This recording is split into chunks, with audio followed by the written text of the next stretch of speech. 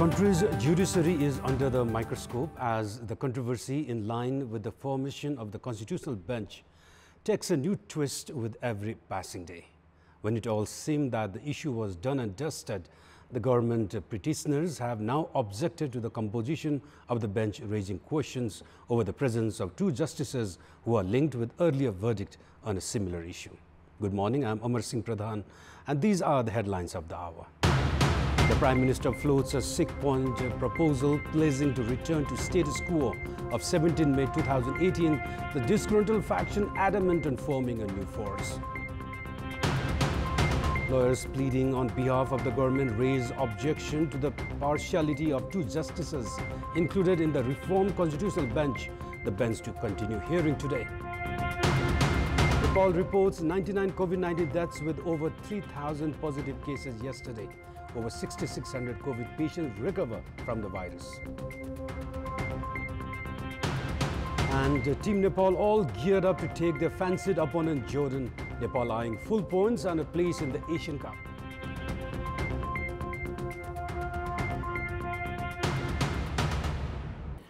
Prime Minister and CPN UML Chairman KP Sharma Oli has announced to take the party committee and the party's sister organizations to its previous status quo of 17 May 2018.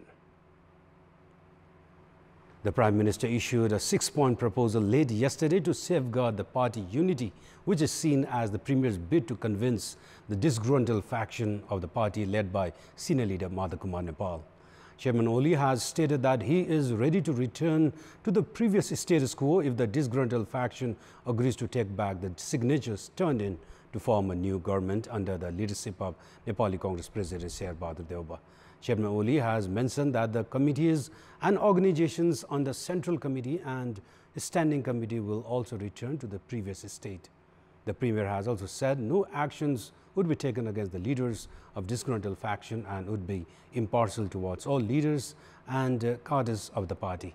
Premier Oli, however, has demanded the leaders of the disgruntled faction to withdraw the signatures in the writ filed by the opposition alliance at the Apex Court, demanding that the new government should be formed with Nepali Congress Chief Sherbahadur Deuba as the Prime Minister.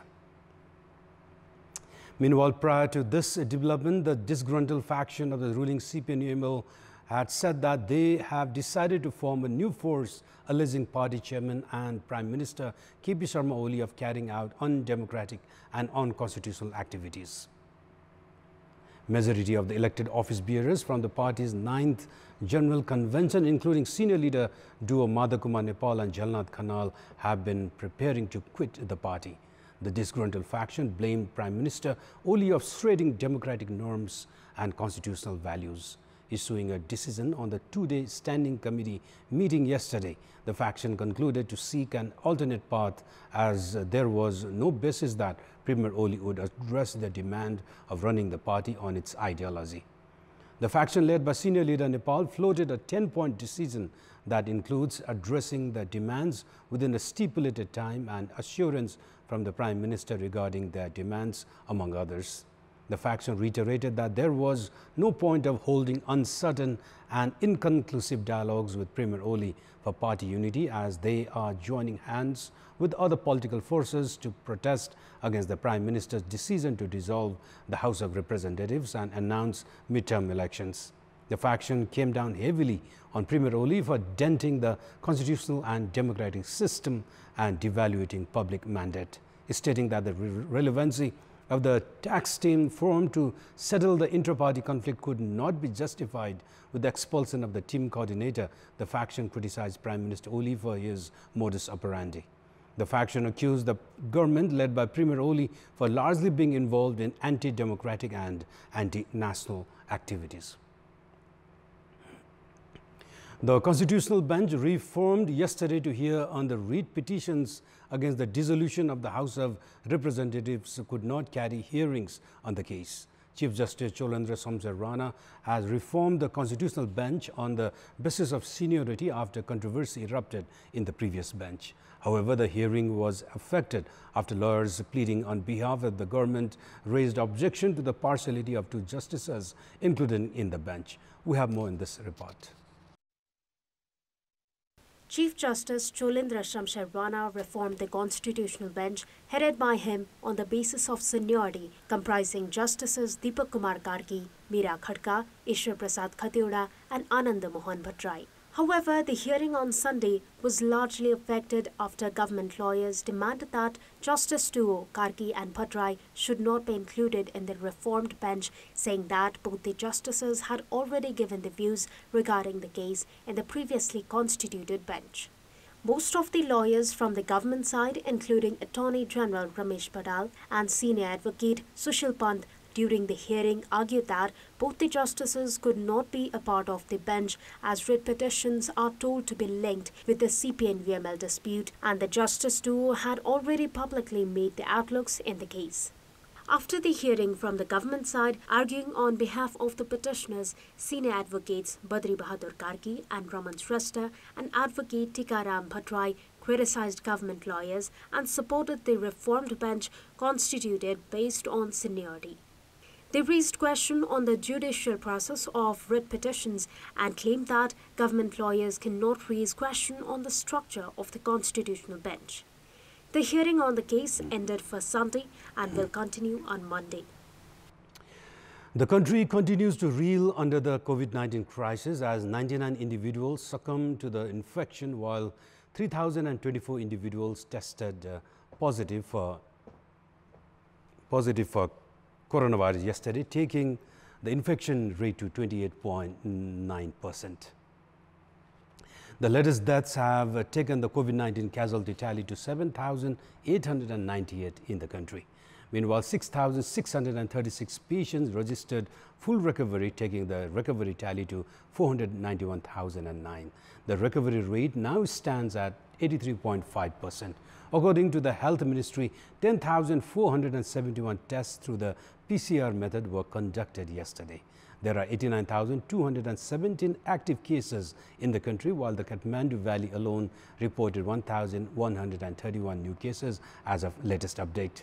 The Health Ministry informed that 731 individuals are in quarantine, while 1,442 are in intensive cares and 381 are on ventilator support. The government issued a directive 3 years ago setting the minimum educational qualification for ambassadors to be at least bachelor level. However, the minimum educational qualification provision has been removed from the directive to make way for party cadres to become ambassadors. After the amendment of the directive, it has been revealed that the process to appoint party cadres as envoys has continued unabated. More in this report. The government recommended the names for ambassadorial appointment to 11 different countries on 15th of May last month. Among the 11 individuals, Yuvraj Karki, who has been recommended to become the ambassador to Bahrain, is a leader of the ruling CPN UML and a former minister. Likewise, Sumitra Subedi, who has been recommended to become the ambassador to Denmark, is a cadre of CPN UML who doesn't have a bachelor degree. Among the 11 individuals recommended for ambassadorial appointment, only 2 are career diplomats working at the Ministry of Foreign Affairs.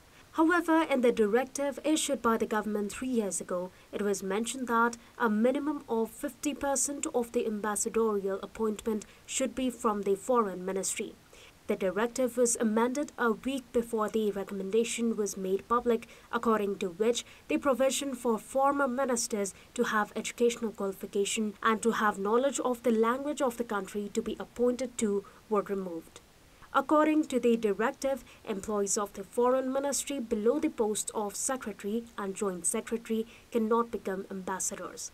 An ambassador is the representative of the country. The government's representative in the international arena is also the ambassador. The ambassador also plays a crucial role in strengthening relations between countries, bringing in foreign assistance, as well as expanding businesses. That's why voices are now being raised to appoint ambassadors who have sound knowledge for foreign policy and international relations. And in our Public Voice segment, we had asked health workers, public representatives and officials in Ilam what challenges have they been facing while providing continuous services during the pandemic. Let's take a look at what they have to say.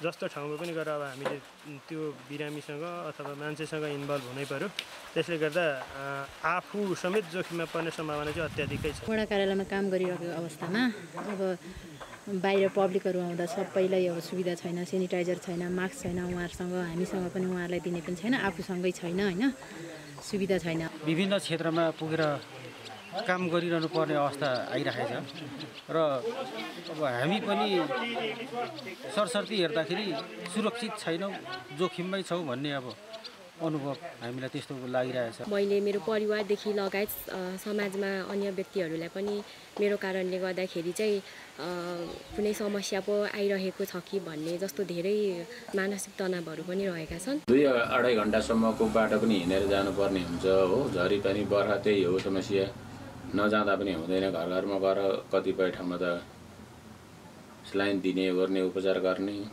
गर्नुपर्ने हुन्छ आउनु नसक्नेलाई mask पनि किनेर लाउनु पर्ने त्यस्तो स्थिति छ अहिले चाहिँ हैन सुत्केरी गर्दाखेरि पनि हामीलाई एकदमै डरसँग हैन त्यसको लागि पीपीहरू पनि प्रशस्त छैन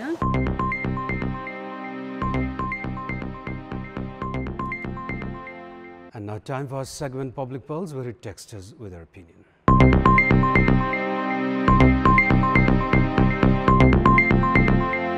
Your question is, why has the government not provisioned educational qualification in the appointment of ambassadors? Our options are option A, toying with diplomatic affairs, option B, to appoint cadres, and option C, compulsion. The voting is on. Type any WS, select your option A, B or C and send it to 34001 to share opinion with us. And time now for our special segment of The Beat.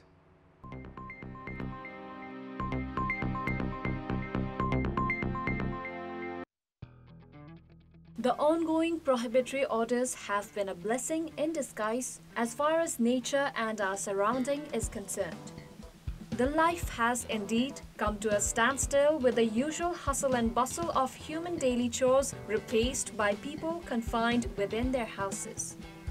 Understandably, a gloom prevails in our mindset as we live in the constant threat of being infected, which might well be a fight between life and death, while those infected continue the battle for survival on hospital beds.